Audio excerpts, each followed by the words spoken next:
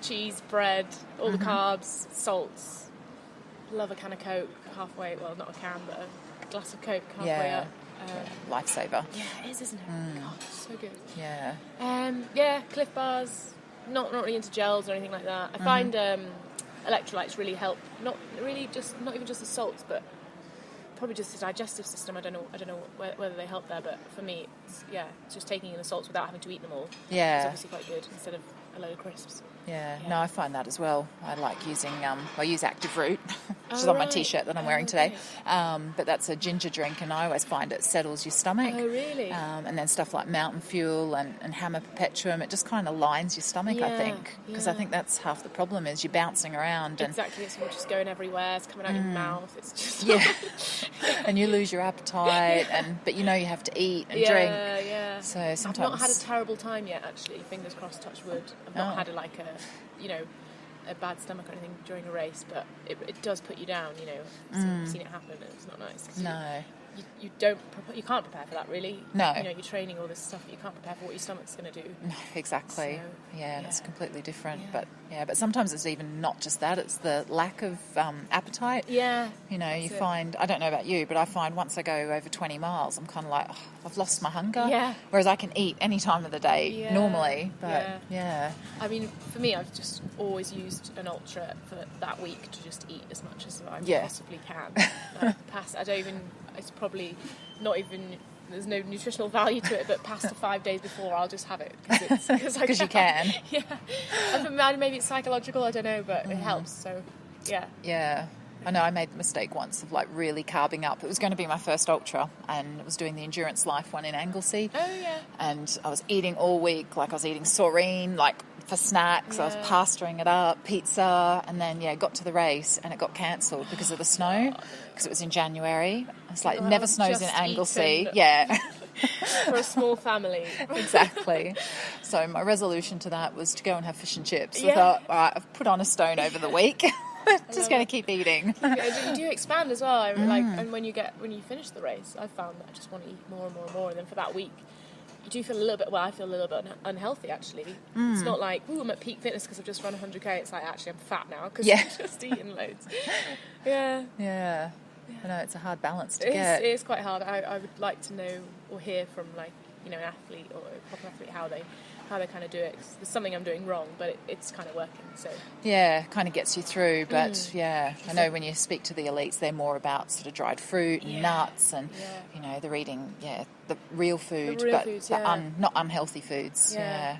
And a lot of vegan runners now actually, which is quite interesting. I've kind of just recently made the switch to sort of more pescatarian diet, but on an ultra, if there's salami there, I'll just have it because I want it. But I know. I'm still trying to make that switch very slowly. So it is interesting to know that vegans, they survive very well. And they get enough fuel from the nuts and the fats. So it's interesting.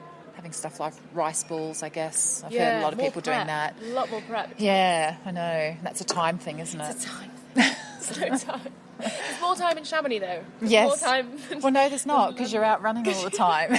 No time. Oh, dear. Yeah. And so how long are you in Chamonix for? You're here till Monday, Until Monday, yeah. So I've got a few days. So loads of festival stuff going on, and then a few days to chill out. Mm-hmm. Might try paragliding. Oh, yeah.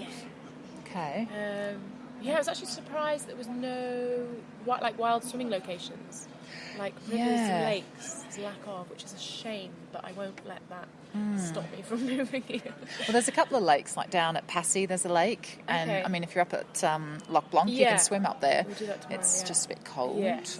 But there's a couple of lakes kind of just down from Loch Blanc, and you can swim in them, and they're a lot more tepid. Right. Yeah. Okay, and even up at La Tour there's some rock pools. Oh, so there are. Yeah. Okay. There are. So, you just got to find them. Yeah, you just got to find them. Okay. But there's not a spot that you'd like, let's go swimming. Yeah. I think this whole run to wild swim thing really is kicking off. People just love a good wild swim at the end of a run. Well, you have to think of that for next year then. If it goes ahead for next year, then. Well, we're doing the run to wild swim in Loch Blanc. Okay. Yeah. But let's see, how many people do you think will get in? Yeah, I know, that's it. Oh yeah, I'm up for it. Actually, it's too cold. Yeah. I know. I went up there a few weeks ago and just put my toe in. I was like, was it really? Yeah. I was like, that's really cold. How much do you reckon? Like degrees. 8. Must be about that, yeah. It's cold. Yeah, it is really cold.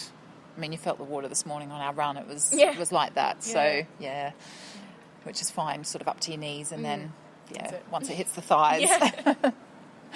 Oh. And so how can people follow what's happening with Love Trails over the weekend? So if you want to follow what's going on in Chamonix, you can go on Love Trails Chamonix on Instagram and Facebook. The bigger Instagram is just Love Trails Festival, which is, I think it's just Love Trails Festival. That's the one in Wales. Yeah. I think that's all the handles. Okay. And if they want to follow you, it's... Follow me personally. Yeah. If they really want to. I'm s.pritchard. Mm-hmm. Yeah. Excellent. S.Pritchard. Okay. Well, I've got a couple of questions for you before we sign off. So, what is your favourite running inspiration? Favourite running inspiration? Like person? Yeah, it can be person, or it doesn't have to be. Favourite running inspiration? Probably, I don't really want to go onto the whole social media thing, but probably seeing a photo of a mountain.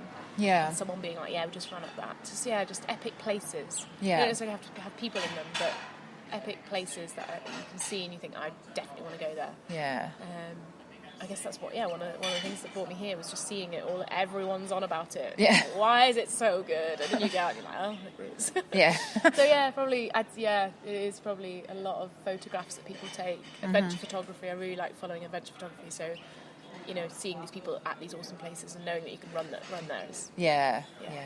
Okay, so it's not just one person, but it's, Yeah, I do, I mean, there are a lot of epic athletes that scenes. I follow. Yeah. I do love Emily Forsberg. I think she's great. Don't we all? Yeah. So great. I've just got her book, so I need to read that. Really? Yeah. Oh, yeah. What's the book about? Just her life? Yeah, her life to Great. date. Give A it to short me. life so far. Yeah, she's awesome. Yeah, because she was here UTMB weekend signing books. So Oh, she wasn't running? No. So I went up and swapped books. So I gave her a Finding Gobi and great. got one of her books. So Oh, that's so nice. Yeah. I just think, they're both, Killian and her, they're just... Well, they seem very down to earth, very humble. They're not doing it because they want to win. It doesn't seem they're just doing it because... Yeah, but then they do win. They do win. Yeah. So it's just double whammy for them, isn't it? And speaking of books then, what's your favourite running book, or have you read any running books? Yeah. Was it Running Wild? Running Free? Free Running? Run the Wild? No. The one about the barefoot running. But it's not called barefoot running. Yeah. God, it really Free blew to me away, Run. but I can't even... Free to Run. Yeah. Blew me away, I can't Yes. remember the name. I really enjoyed that. That was probably a big inspiration, actually, reading stuff like that. Yeah. Magazines as well. Like, I love Sidetracked mag. It's not necessarily about running, but it's just adventures. Yeah. And then that, again, brings us to the whole photography thing. Yeah. Like the Wind, I don't know whether you've heard of that. Yes, really yeah, good yeah. magazine. A lot of stuff like that. Not necessarily books, but like articles. Just even just reading things online that people have, and seeing films as well. Like the Billy Yang films. Oh gosh, Billy Yang I've films. watched them for hours. I know, but they're dangerous because then you're like, oh, I need to go do that. I could do that. Yeah. Yeah. Okay, and what about your favourite running food? What's your go-to? Running food. Probably a good old Cliff Bar. Really? Yeah. 400 calories in a bar. It's great. Yeah. But saying that, I would actively go buy that. But just like yesterday, we just took one baguette and a load of cheese and just shove it in. Yeah. Great, done. Yep. Can't go wrong with a cheese sandwich on top of a mountain. No, that's pretty good. Yeah. I should have probably said something a little bit like more whole foods, like nuts and avocados. Yeah. Cheese sandwich. Yeah, nuts and avocados, everyone. That's what we eat up on mountains. Not baguettes full of cheese. What's your favourite running trail? Favourite running trail? Now it's La Junction. Favourite running trail? Do you know, it's got to be stuff in like where I'm from in Yorkshire, things like the Nidderdale Way. I think it's about 110 kilometres. I've not done the whole thing, but I did half of it last summer. And it's just being that close to home in the trails, and like in the summer, you just got like Yorkshire Dales, rolling hills, and you just it's very close to home. So something like that, you can't really beat it. When you know it so well. Awesome. Okay. And do you have a favourite running mantra? Like what gets you through? Mantra. Do you know, I didn't until I went to a yoga festival, and this woman was like, you need to have a mantra. So I just decided that mine was going to be, I'm fucking awesome. And it actually really helped. And it did actually help. I did a race a few days later. I was like, yes, I'm fucking awesome. Yeah, keep telling yourself, yes, I am. But people do have mantras. Do you have a mantra? Yeah, well, since doing Leadville, it's I commit, I won't quit. Great. But before that, it was just I can and I will. Yeah, nice. So I guess they're both kind of the same, really. But I can't believe how much it helped. I've never even thought of having one. I know. Well, at Leadville, at the pre-race briefing, they get you to like chant it back. So they have the whole auditorium saying, "I commit, I won't quit," so and it's like, oh my god, yeah. Oh, so everyone's got the same. That's what they do. Yeah. And it actually got me through Leadville because I was like chanting that to myself going up Hope Pass, just like, yep, okay, you did commit, so get it It's done. a simple thing, but it really helps the brain. Yeah. Or you can have all that and have a little Oh well, lovely to speak to you. Yeah, you too. And Thanks for have a having me. great festival this Thank you. weekend. And hopefully we'll see you back in Chamonix soon. Yeah, I think I'll move 1st of May. That's what I've been told. It's the best time to move. Yes.